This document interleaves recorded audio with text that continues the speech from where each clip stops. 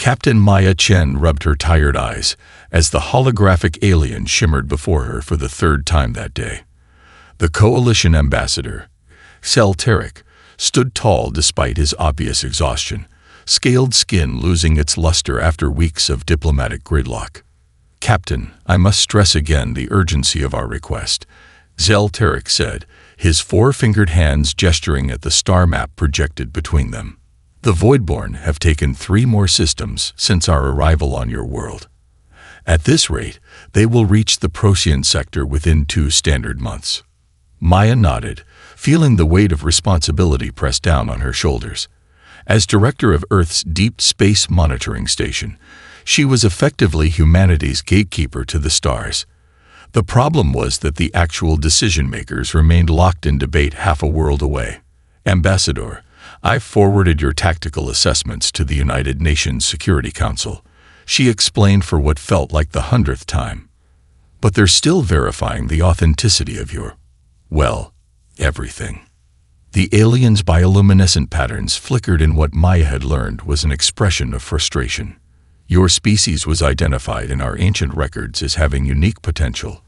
Your adaptability, your cognitive flexibility.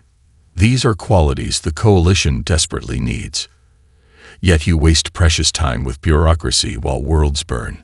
A sharp beep from Maya's console interrupted them. She glanced down at the incoming message and felt her heart sink. "Ambassador, the Security Council has requested an additional 72 hours to evaluate the Coalition's proposal. They're concerned about the implications of joining an interstellar conflict without further assessment of potential risks to Earth." The silence that followed was deafening. Galactic's vertical pupils narrowed as he studied Maya's face. "We have now spent 23 of your Earth days waiting for your species to understand what is at stake," he said finally, his voice growing formal. "The Coalition cannot afford further delay. We will seek assistance elsewhere." Maya stepped forward, abandoning protocol. "Please, just give us more time. Once people understand what's happening." "Time is the one resource the Coalition has exhausted," Galactic interrupted. "We came to Earth because our oldest archives suggested your species possessed unusual tactical insight. Perhaps those records were mistaken, or perhaps your kind has changed. Regardless, we must continue our search." The hologram flickered as the transmission began to terminate. Before disappearing completely, Galactic offered a formal bow. "Should your world ever unite enough to reach the stars properly, Captain Chen, I hope we still exist to welcome you." The hologram vanished, leaving Maya alone in the dimly lit communications center. Outside, rain lashed against the reinforced windows of the station, thunder rolling across the Scottish Highlands. She accessed the deep space scanners and watched as the Coalition diplomatic vessel broke orbit, its energy signature fading as it accelerated beyond the moon. Lieutenant Reyes entered with 2 steaming cups of coffee, pausing when she saw Maya's expression. "They're leaving?" she asked, setting down the mugs. "They've given up on us," Maya replied, pulling up the Coalition's data packet on her screen. The statistics were grim. Billions dead, hundreds of worlds under siege or already lost. And I can't even blame them. 3 weeks of diplomatic circles while they're fighting for their survival. Elena stepped closer, studying the tactical displays. "The patterns here, they remind me of something from Earth's history, the way the Voidborn isolate system defenses before attacking." Maya nodded absently, her mind elsewhere. On her personal tablet, notifications continued to stream in. Representatives arguing over verification protocols, military advisors debating the authenticity of the alien threat, economists calculating the potential benefits of remaining neutral. "Captain," Elena said suddenly, her voice dropping to a near whisper, "what if we didn't wait for authorization?" Maya turned, seeing something dangerous and determined in her lieutenant's eyes. "What exactly are you suggesting, Elena?" "I'm suggesting that sometimes history needs a push," Elena replied, tapping the star map where the Coalition vessel was retreating. "And I know at least 30 people in this facility who would agree with me." Maya stared at the fading alien ship, years of military discipline battling with the certainty that humanity was making a terrible mistake. Outside, lightning split the sky, illuminating her reflection in the window, and the decision forming in her eyes. Commander Elena Reyes steadied herself against the bulkhead as the Cassandra shuddered, its retrofitted stealth systems straining to mask their presence from the battle raging ahead. Through the main viewport, Coalition cruisers scattered like startled fish before the advancing crystalline formations of voidborne vessels. Maintaining minimum power signatures, Technical Specialist Jackson reported from his jury-rigged console. But if we get any closer, they'll detect our heat emissions. Elena nodded, her expression grim as she studied the conflict. 6 weeks had passed since their unauthorized departure from Earth. The Cassandra once a deep space research vessel, now filled with 37 volunteers, represented humanity's only presence in a war that engulfed half the Orion Arm. Dr. Okafor, are you getting all this? Elena asked, turning to the military historian who was frantically cataloging the battle through multiple camera feeds. Amara nodded without looking up. It's like nothing in Earth's naval history, yet something feels strangely familiar about their movements. The ship's lights dimmed momentarily as a massive energy discharge rippled between combatants. Before them, a Coalition dreadnought split in two, its azure energy core erupting in a silent explosion that momentarily outshone the distant stars. That's the third Coalition capital ship lost in under an hour, Lieutenant Wei reported, his fingers dancing across the tactical display. At this rate, the entire defensive line will collapse by tomorrow. Elena moved between her crew, a hand on a shoulder here, a word of encouragement there. They were an unlikely team. Military analysts, linguists, physicists, and historians, all volunteers who understood the stakes even when Earth's governments didn't. Keep recording everything, she ordered. Every maneuver, every communication frequency, every energy signature. Jackson suddenly straightened in his chair. Commander, look at this, he said, isolating a section of the battle on the main screen. I've run a pattern recognition algorithm on the voidborne attack formations from the last 3 engagements. The screen displayed an overlay of movement patterns, highlighting recurring sequences in the seemingly chaotic voidborne assault. They're using systematic formation changes, Jackson continued, excitement breaking through his exhaustion. But there's something odd about the timing. It reminds me of historical naval tactics, specifically how Japanese destroyer squadrons operated during the Pacific campaigns. Wei leaned forward, studying the patterns. He's right. The Voidborn aren't just overwhelming the Coalition with superior firepower. They are using tactical deception. Look at how they feint toward these positions, drawing out Coalition reserves before striking elsewhere. Elena watched the crystalline ships execute another perfect maneuver, splitting Coalition defensive lines with precision. The Coalition species evolved largely without the kind of prolonged conflicts that shaped human military theory, she mused. They understand technology and physics, but not the psychology of warfare. The Cassandra trembled again as debris from the battle drifted past their position. In the dim light, Elena studied the faces of her crew, tired, afraid, but determined. They had risked everything on this unauthorized mission, and now found themselves the sole witnesses to a civilization's potential extinction. Commander, Communications Officer Patel called out, I'm picking up Coalition emergency transmissions. They're abandoning the Helios outpost. Total retreat across all sectors. A hush fell over the bridge as the implications sank in. Helios was the Coalition's primary supply hub for this entire region. Its loss would accelerate the Voidborn advance exponentially. Elena made her decision. Lieutenant Wei, compile everything we've observed about Voidborn tactics. Dr. Okafor, I need historical parallels. Anything from Earth's military history that matches these patterns. Jackson, keep refining that predictive algorithm. She straightened her uniform, facing her crew with newfound resolve. We came here to observe, But that's no longer enough. If we can understand the Voidborn's tactics better than the Coalition does, then maybe, just maybe, we can give them something no one else can. A human perspective on warfare. As if punctuating her words, the last Coalition defender in the sector ignited its emergency drives, fleeing the advancing Voidborn armada. On the darkened bridge of the Cassandra 37 humans watched in silence, carrying the weight of two civilizations on their shoulders. The holographic battle projection bathed the Cassandra's makeshift war room in ghostly blue light. Dr. Amara Okafor circled the three-dimensional display, her hands gesturing through Coalition ships as she explained her findings to the assembled crew.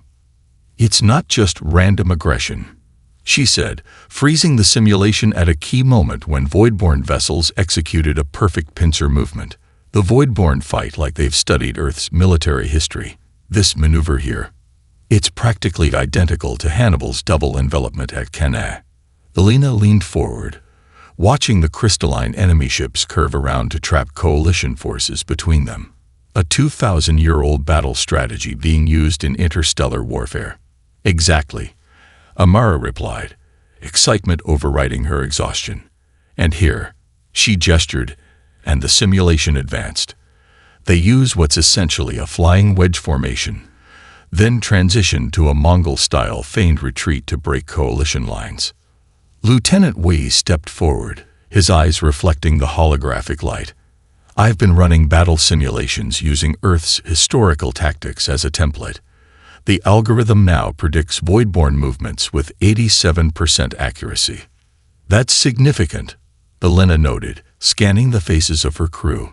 They had been working around the clock for 10 days, since witnessing the fall of Outpost Helios, analyzing centuries of battle data and comparing it to Earth's military history. "What about their weakness?" Elena asked. "Every strategy has a counter."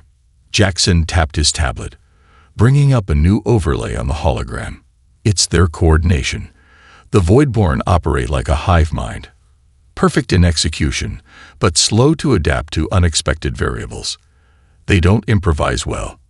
Think of it like a chess computer," Wei added, "devastating against opponents who play by expected rules, but vulnerable to unpredictable moves that force them outside their programming." The ship's lighting suddenly shifted to amber as proximity alarms blared. Tech Specialist Patel's voice came over the intercom. "Commander, multiple Coalition vessels approaching at high speed. They appear to be retreating from a major engagement." Elena and her team rushed to the bridge.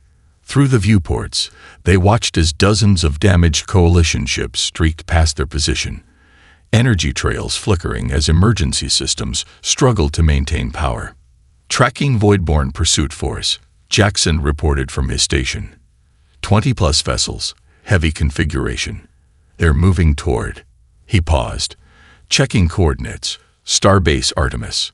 A heavy silence fell over the bridge.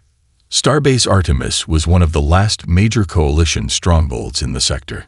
If Artemis falls, the entire quadrant goes with it, Elena murmured, studying the tactical display. She turned to Wei. "How confident are you in that predictive algorithm?" "Confident enough to bet lives on it," he replied without hesitation. Elena nodded slowly, her mind racing through options. They had come as observers, unauthorized by Earth, or recognized by the Coalition. Intervention meant exposing their presence and potentially facing consequences from both human and alien authorities.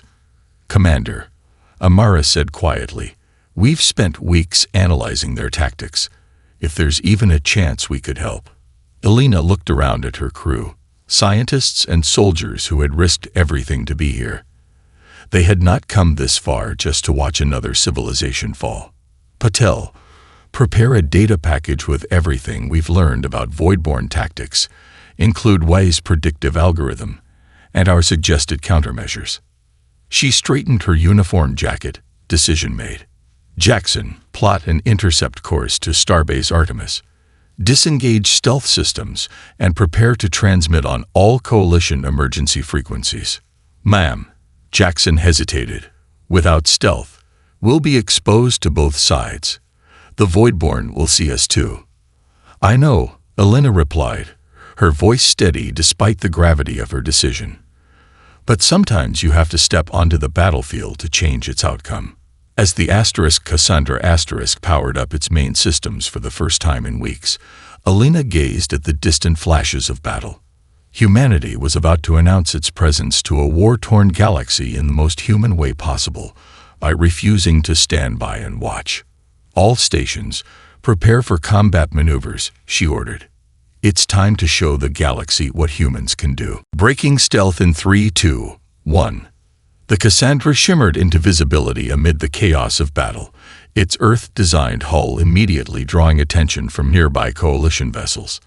Alarms blared across the bridge as targeting systems from both sides registered the unexpected arrival. "Coalition Defense Fleet is scanning us," Jackson reported, fingers flying across his console. "They're trying to identify our ship classification." Alina gripped the command rail as the vessel shuddered from a near miss. "Transmit our tactical package on all emergency frequencies. Designated as Human Analysis of Voidborn Battle Patterns." Through the viewport, Starbase Artemis loomed, a massive artificial world bristling with weapon emplacements, now surrounded by crystalline Voidborn ships that methodically dismantled its defenses. Coalition vessels fought desperately, but without coordination, each species following their own tactical doctrine. "No response from Coalition Command," Communications Officer Patil announced, frustration evident in her voice. "They're either ignoring us or can't spare the attention." A violent jolt threw several crew members to the deck as a Voidborn energy beam grazed the Cassandra's port side. Warning lights cascaded across damaged control panels. "Shields at 60%. Wei called out. "One more direct hit, and we're space debris." Alina made a split-second decision. Target the tactical package directly to individual Coalition ship commanders, bypass their central command structure, and append a simple message. "Sector 7 is vulnerable to flanking maneuver. Reposition now." Patel looked up in surprise. "Sector 7 is already considered lost. Coalition Command abandoned it 20 minutes ago." "Exactly," Alina replied, a grim smile forming. "Which makes it the perfect place to spring a trap the Voidborn won't expect." On the tactical display, data streamed between the Cassandra and the Coalition fleet. For agonizing seconds, nothing changed in the battle configuration. Then, 3 smaller Coalition vessels broke formation, swinging toward the supposedly abandoned Sector 7. "Someone's listening," Jackson breathed. Aboard the Coalition command ship Eternal Vigilance Admiral Zextal watched in confusion as Captain Miralan redirected her squadron without authorization. "Captain, explain your actions," he demanded, mandibles clicking in agitation. "Unknown vessel transmitted tactical analysis." "Admiral," Miralan responded, her quartet of eyes fixed on her sensors. Their predictions matched observed Voidborn patterns with remarkable accuracy. "I'm testing their suggested countermeasure." Zextal's protest died on his lips as the tactical situation suddenly shifted. The Voidborn force, confident in their victory in Sector 7, had thinned their formation precisely as the human analysis predicted. Captain Miralan's squadron sliced through the gap, disrupting the crystalline vessel's carefully coordinated movements. "Impossible," Zextal whispered, watching as Voidborn ships collided with each other, their hive-mind coordination temporarily fractured by the unexpected attack. Back on the Cassandra Alina allowed herself a moment of satisfaction before returning to the crisis at hand. "Send the next tactical adjustment," she ordered. "Tell them to focus fire on the command nodes, the tetrahedral structures at the heart of each formation." "Commander," Wei called out urgently, "we've been identified by Voidborn targeting systems. 3 vessels breaking off to intercept us." Alina nodded grimly. "Evasive maneuvers. We need to stay alive long enough to transmit the full tactical package." The Cassandra lurched as Jackson executed a series of hard burns, threading the ship between debris fields and ongoing firefights. A nearby explosion bathed the bridge in harsh light as a Coalition cruiser disintegrated. "Coalition vessels implementing our second tactical adjustment," Paddle reported, a note of hope entering her voice for the first time. "Targeting command nodes as suggested." The view screen showed Coalition energy weapons converging on the Voidborn command structures. One shattered, then another, sending ripples of confusion through the enemy fleet.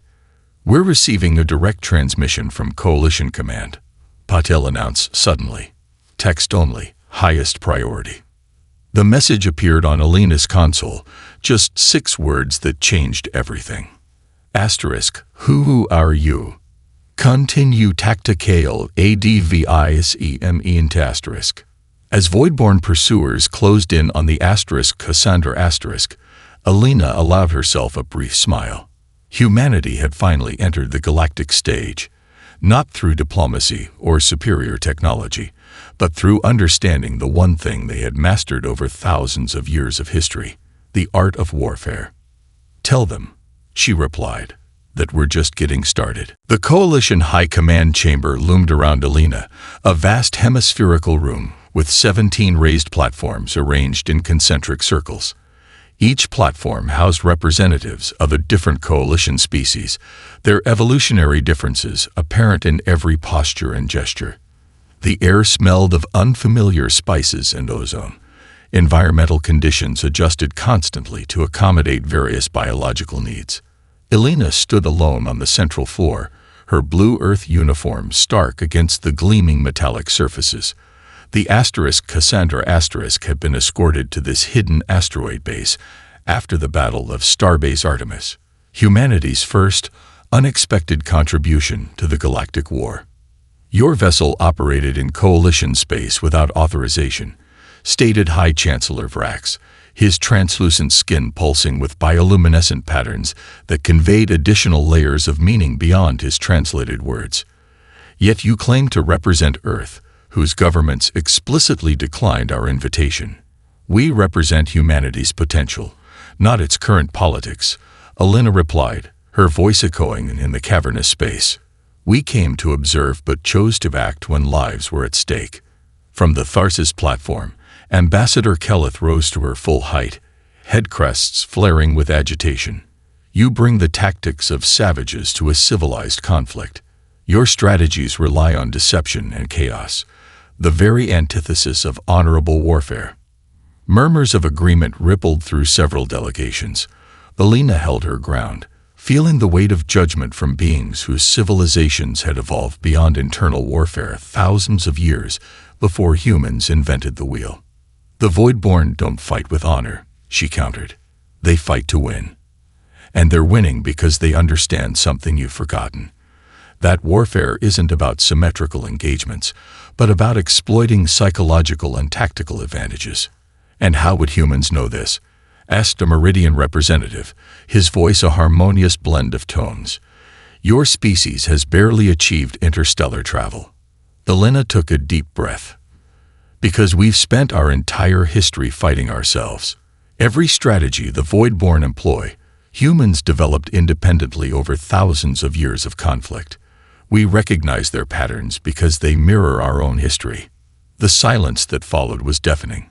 Several species conferred among themselves, translator implants working overtime to keep pace with the complex discussions.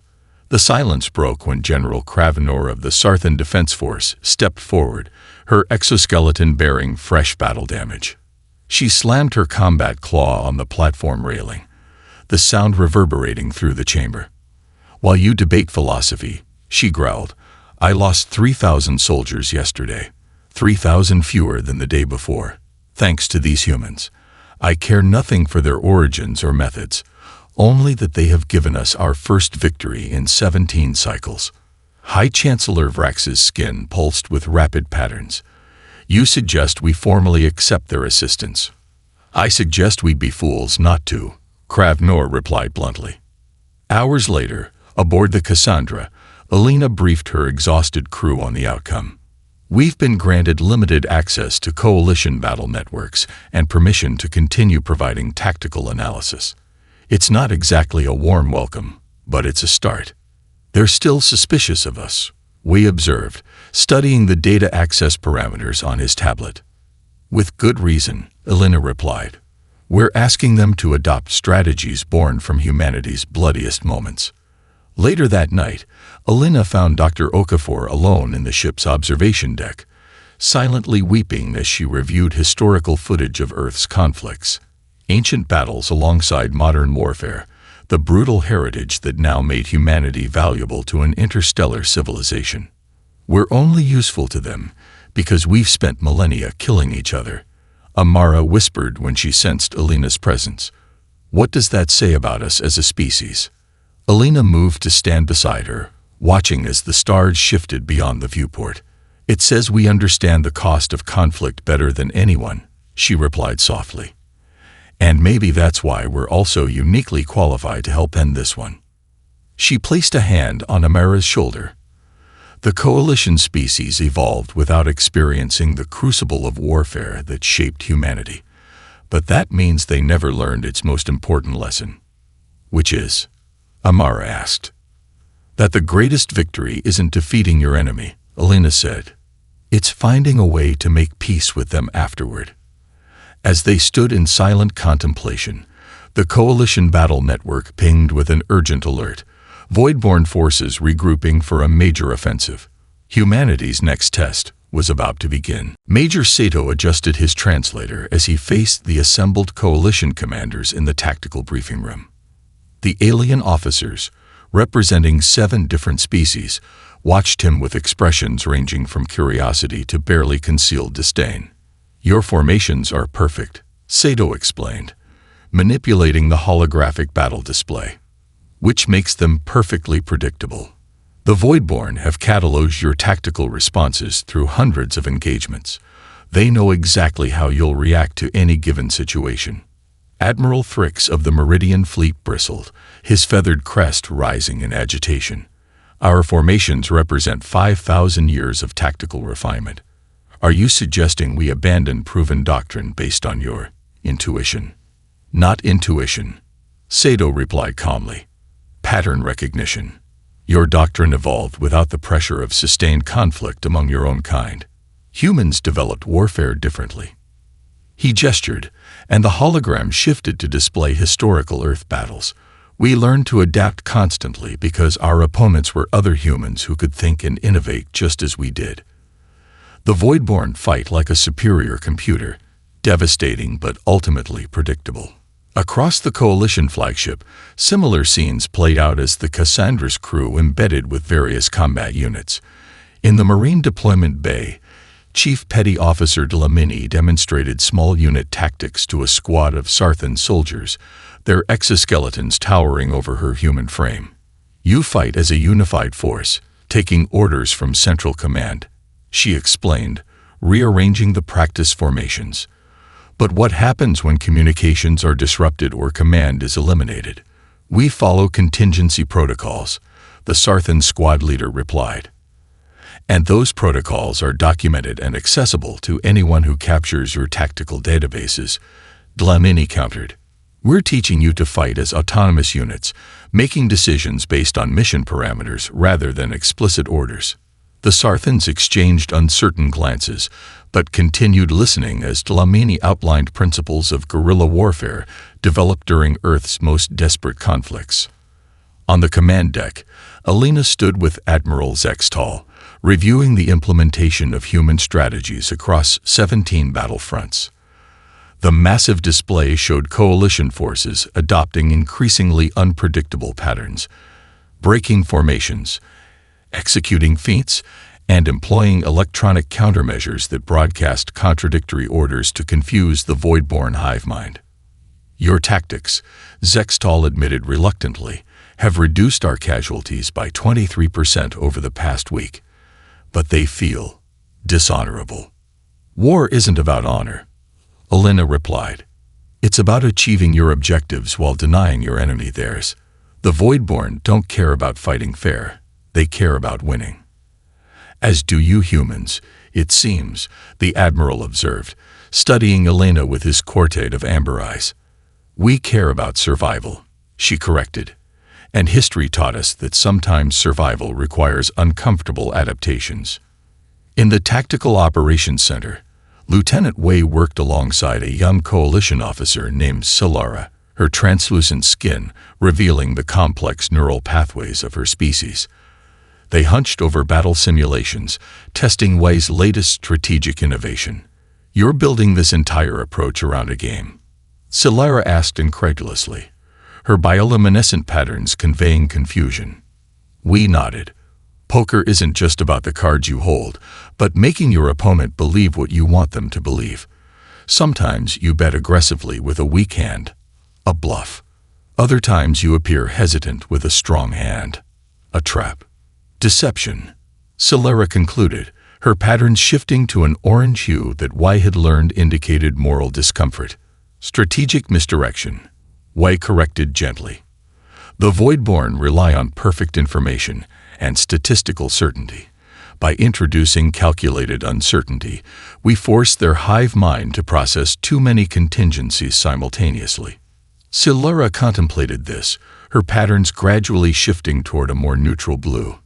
My species evolved as communal truth-tellers. Deception was biologically impossible for us until we developed technological communication. Perhaps that's why the concept disturbs me.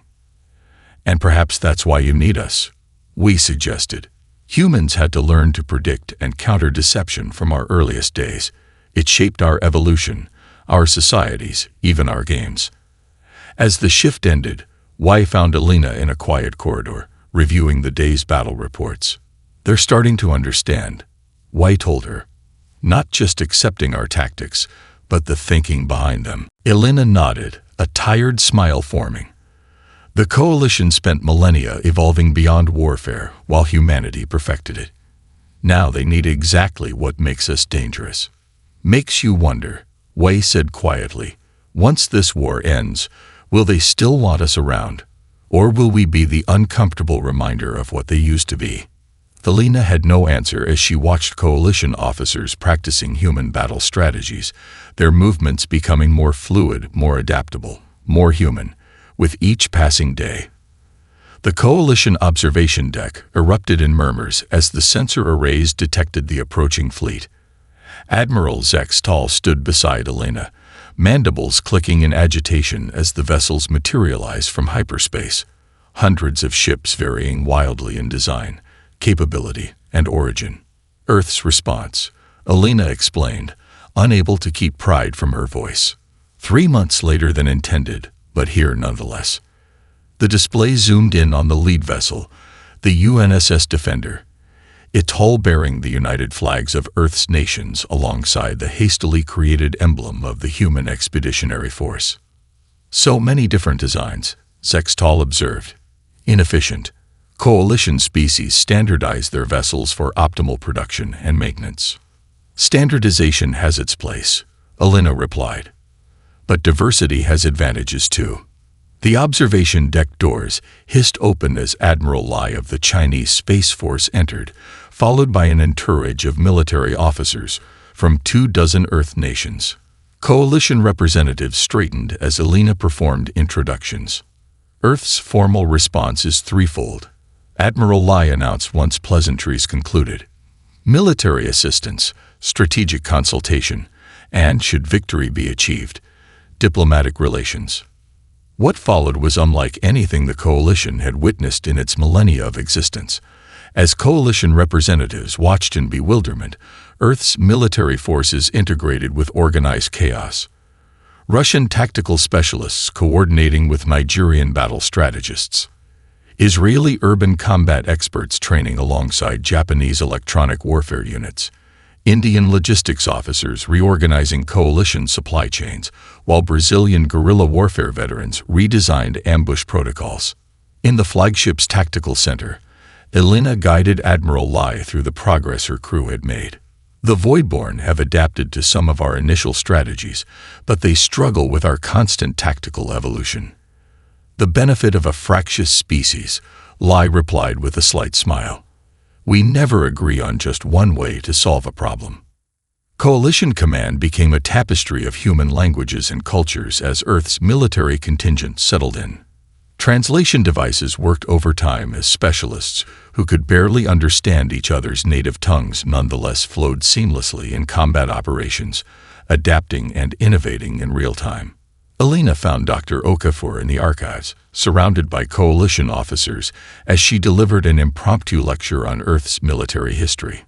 The Peloponnesian War established principles of naval blockades that remain relevant today, Amara explained, highlighting ancient Earth conflicts on a holographic display.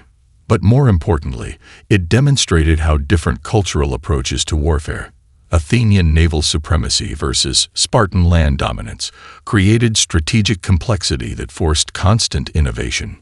A Meridian officer raised a delicate appendage. Your species fought itself for thousands of years, yet survived to reach the stars. How is this possible? Because warfare drove innovation, Amara answered.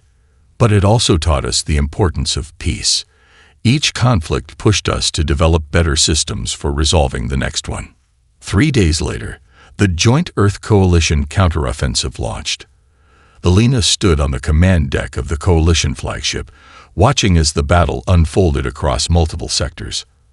Unlike previous engagements, Coalition forces now operated with a fluidity and unpredictability that visibly confounded the Voidborn. They cannot anticipate which human tactical doctrine will employ in each sector, Wei explained to Zextal, as reports of victories streamed in. Russian deep battle theory in Sector 4, Chinese indirect approach in Sector 7, American shock and awe in Sector 9. The Voidborn face not one enemy strategy, but dozens simultaneously. For the first time since the war began, the Voidborn forces retreated across multiple fronts. Their crystalline vessels, once moving in perfect harmony, now displayed hesitation and confusion as their hive mind struggled to process too many tactical variables at once. On the observation deck, Alina found Admiral Lai watching the stars, his expression contemplative despite the day's victories. "This is just the beginning," Lai said quietly. "The real challenge comes after we win." "Sir?" Alina questioned. "War is simple in its way. You defeat the enemy. Peace requires something far more difficult." He turned to face her. "The Coalition species have forgotten how to fight, Commander Reyes. Our task is to help them remember without losing what made them great in the first place, their ability to live without conflict." As celebration rippled through Coalition ranks at their first major offensive victory, Alina understood the Admiral's concern. Humanity had arrived late to this war, but perhaps just in time to help shape the peace that would follow. The peace conference convened on Nexus, a terraformed moon at the newly established border between Coalition and Voidborn territories. 6 months had passed since Earth's formal entry into the war. 6 months of constant adaptation, victories and setbacks, and a gradual shift in the strategic balance that had finally brought both sides to the negotiation table. Alina stood by the panoramic window of the conference facility, watching shuttles arrive from both Coalition and Voidborn vessels. Her dress uniform bore the scars of hasty repairs, like those of many human officers who had embedded directly with Coalition combat units. The war had changed her, as wars always change humans, but it had also changed the galaxy. Commander Reyes, Admiral Zextal approached, his movements more fluid than when they'd first met, an unconscious adoption of human body language. "Your delegation is prepared." "As will ever be," Alina replied. "It's easier to fight a war than negotiate its end." Inside the conference chamber, Coalition representatives faced their Voidborn counterparts across a circular table, crystalline beings forced to communicate as individuals rather than through their hive mind. Earth's delegation, led by Admiral Lai and a team of veteran diplomats, occupied a section between the two. "The human position is unique," Lai began when recognized. "We entered this conflict last, with the least advanced technology, yet our perspective may offer the clearest path forward." The chamber fell silent as Dr. Okafor stepped forward, activating a historical display. "In Earth's history, our greatest conflicts were followed by our most significant periods of peace, but only when we recognized one essential truth: that lasting peace requires addressing the fundamental needs of former enemies. Coalition representatives shifted uncomfortably as Okafor outlined a proposal based on Earth's post-World War IA reconstruction efforts. Economic interdependence between former adversaries, scientific exchange programs, and managed demilitarization that would protect both sides' security interests. This is unprecedented, the Tharsis ambassador protested. They attacked without provocation, destroyed worlds, ended billions of lives. Now we should help them rebuild. Not out of altruism, Alina replied, joining the discussion. Out of pragmatism. A defeated enemy with nothing to lose will always rise again. But an adversary integrated into a system of mutual benefit has reason to maintain peace. The Voidborn primary communicator, a crystalline entity designated resonance of thought, emitted a series of harmonic pulses that the translators rendered into words. The collective does not comprehend this approach. Victory should result in domination, defeat in subjugation. That's why you're losing, Wei said quietly. Binary thinking makes for poor adaptation. Negotiations stretched over days, tempers flaring and progress stalling, until a human historian proposed a structure based on the European Union's formation. Former enemies bound by economic and scientific cooperation without sacrificing sovereignty or security. Slowly, painfully, framework took shape. Not a surrender, but a restructuring of relationships. Coalition species watched in amazement as humans who had never experienced interstellar diplomacy guided adversaries toward common ground neither would have found alone. On the final day, as historic accords were signed, Admiral Zextal found Alina at the observation window, watching stars emerge as the moon rotated into night. We sought your species for warriors, he admitted, mandibles clicking softly, only to discover your greatest weapon was your peacemakers. Alina smiled faintly. Humans understand war because we've waged it against ourselves for millennia. But we also understand that every conflict must eventually end, and how it ends determines how long peace lasts. Beyond the window, Coalition and Voidborn vessels maneuvered in newly established patterns, maintaining careful distance while adhering to protocols created by human negotiators. Earth ships moved between them, smaller, less advanced, but serving as bridges between civilizations that had known only enmity. Your delegation returns to Earth soon, Zextal asked. Some will, Alina replied. Others are staying to help implement the accords. Earth has formally petitioned to join the coalition, though on our terms this time. Your species arrived late to our war, the Admiral observed, but perhaps precisely when you were needed most. Elena watched as human shuttles ferried between alien vessels, carrying ideas and innovations that neither advanced civilization would have discovered alone. Humanity's greatest contribution wasn't superior technology or numbers, but perspective, the hard-won wisdom of a species that had spent its history learning from conflict rather than avoiding it. We were delayed, Elena agreed, but sometimes being late to the battle means you arrive just in time for the peace.